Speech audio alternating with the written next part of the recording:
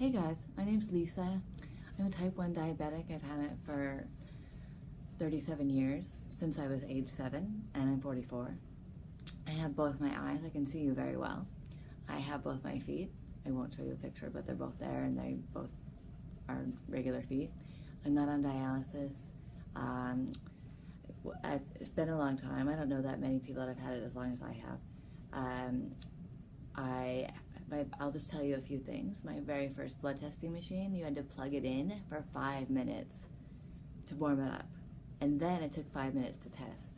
Now you can do it in like 15 seconds or less. It takes longer to take the stuff out of the container than it does to like actually test your blood. It's pretty awesome.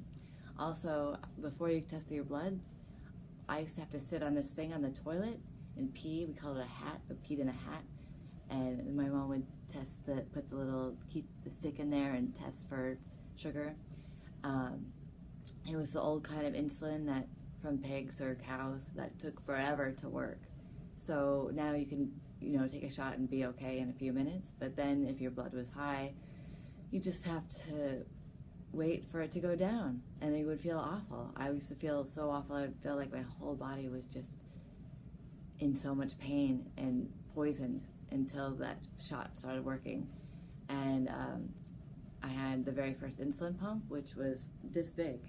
My mom used to get special cases made out of it, leather, to cover it up, and then special little holes for the tubes to go out of. I wore it on a belt around my waist. I told people it was a built-in radio, which is stupid because it wasn't even built in.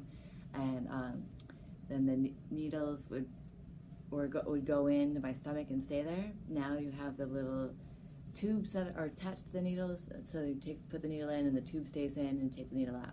But I just had the needle stay in, so I got a lot of infections because I didn't want to change it all the time. I was a kid. So we've come a long way, and I always used to dream of there being a cure for diabetes, and in my little dream that I would have, there would be this little room full of cakes and donuts and lots of frosting, because that's what I always wanted when I was little. I just wanted all the cake and the frosting. So this whole room was filled with cake and frosting and cookies that I was going to eat when there was a cure, which is not even what I would do now if there was a cure. I would still stay away from the sugar. And that's what I wanted to talk to you about today. I really would like to help other diabetics, type 1 and type 2, because you can prevent so many problems by just taking care of yourself, eating healthy, testing your blood, and taking your insulin, and taking the right kind of insulin. There's a lot of different kinds for a reason, because different kinds work for different people, and they have different effects. Some are great and some are not, so you just have to try what works for you. But the best thing that you can do is to eat healthy and exercise. And it's not, you don't have to like go to the gym and pump all the iron.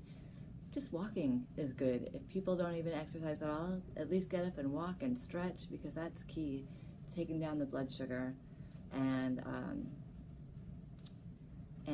keeping in control, and eating non-processed foods. Processed foods just wreak havoc on your blood sugars, make them go up. It's hard to get them down.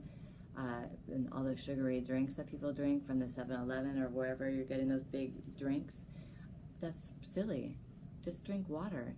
You can do different things to it. You can add lemon or lime, or add some oranges in there just to get a different taste. It's delicious. That's all I'm going to talk to you about today. I just have some things, and I wanted to share that with you, and I hope that you enjoy it. That's a little conversation. And you can check out my website, it's lifestyleintegrations.net, and there's more about what I do and programs that I have. And I look forward to talking to you next time. Thank you. Have a good day.